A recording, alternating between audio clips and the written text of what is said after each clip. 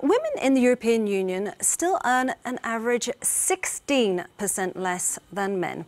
Tomorrow, the EU Equal Pay Day will mark the moment when the European Commission says women stop getting paid compared to their male counterparts, 2 months before the end of the year. Well, let's go live now to Brussels and speak to our correspondent, Maeve McMahon. Maeve, that's quite a big gap, isn't it?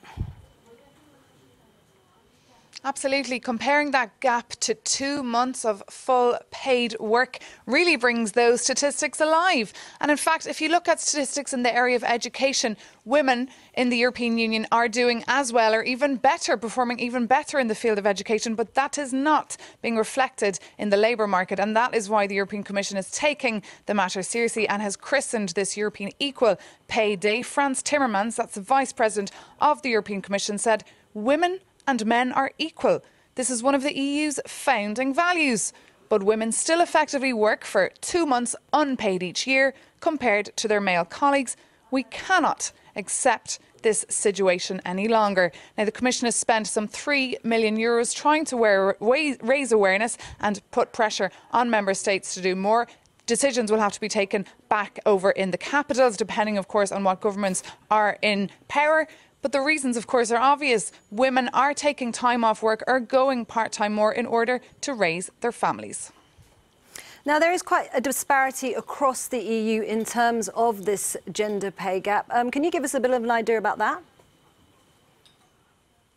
Absolutely. Well, the gaps are lower in countries like Belgium, where I am, in countries like Luxembourg and Italy, and higher in countries like the UK, in Germany, in Austria and in the Czech Republic. But it's not that black and white.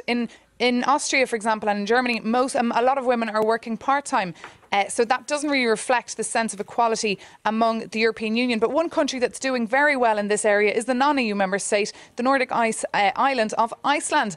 They actually fine companies that employ more than 25 people if they do not comply with equality regulations. And I spoke to a lady in Belgium about this earlier this week. She's a Flemish politician, and for the last 12 years she's been chairing a group of progressive women, and she said she's going on virtual strike as of Monday. Let's take a listen to Inge Verheert. Here in Belgium, for instance, we have very, very similar legislation.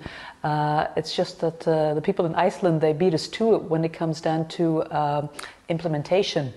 And I think that what we'll need is more progressives in government across Europe to make sure that legislation is in place and that implementation follows. So Inge Verheert, along with other socialist politicians from all over the European Union, are calling this unequal pay day and not European Equal Pay Day. And they're using the hashtag Close That Gap and Open Your Minds to raise awareness from Belgium and beyond about this issue.